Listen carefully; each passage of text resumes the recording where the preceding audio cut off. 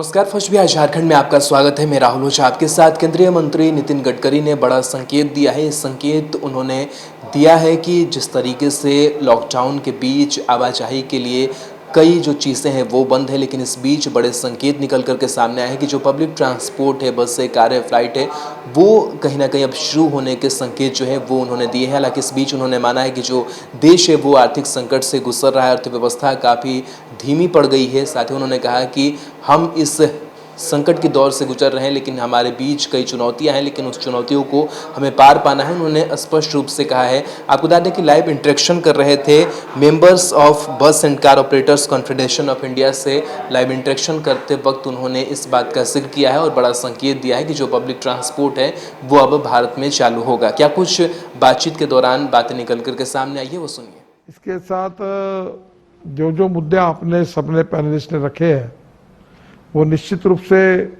Main stream में इसका विचार होगा, और जो चीज़ें हमारे हाथ में नहीं है वो हम लोग निश्चित रूप से फाइनेंस मिनिस्टर को रिकमेंड भी करेंगे।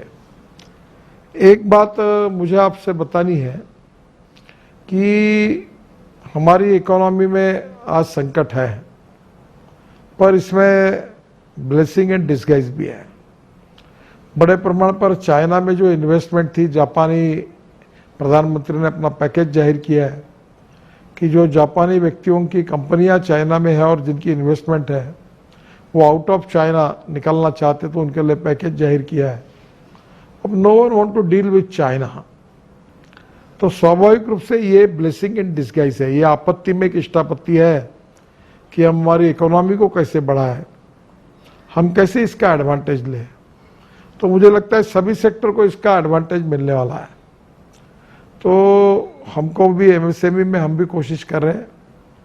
आने वाला समय कठिन भी है, चैलेंज का भी है, पर इस पर बात करनी होगी और आत्मविश्वास के साथ, पॉजिटिविटी के साथ, और हम होंगे कामयाब, हम जीतेंगे, हम इस वॉर में जीतेंगे। इस आत्मविश्वास के साथ हमको आगे जाने की आवश्यकता है और मेरा विश्वास है कि आप इस सभी स्टेक होल्डर्स का जो भी आपने सुझाव दिए उसमें जो भी मदद सरकारी स्तर पर हो सकती है वो पूरी मदद करने की हम कोशिश करेंगे।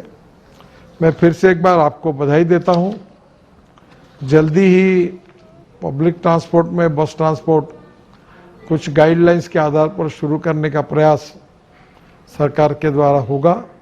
ये भी कोशिश हम करेंगे क्योंकि एयरलाइंस, रेलवे और बस ट्रांसपोर्ट ये कुछ प्रमाण में शुरू करने की आवश्यकता भी है। काफ़ी लोग इधर उधर के अटके हुए हैं, तो मुझे लगता है ये भी करना होगा। मैं आपको यही कहूँगा कि हिम्मत के साथ हम लड़ेंगे, आत्मविश्वास के साथ आगे जाएंगे, निराशा मत रखिए, निगेटिविटी मत रखिए, और इस संकट से हम उभर कर बाहर आएंगे और निश्चित रूप से विजय होंगे। इस विश्वास के साथ आपके सभी स्टेक होल्डर्स का, आपके मेंबर्स का आप हौसला बढ़ाइए। हम लोग निश्चित रूप से इस पर बात करके आगे जाएंगे, ये मेरा विश्वास है।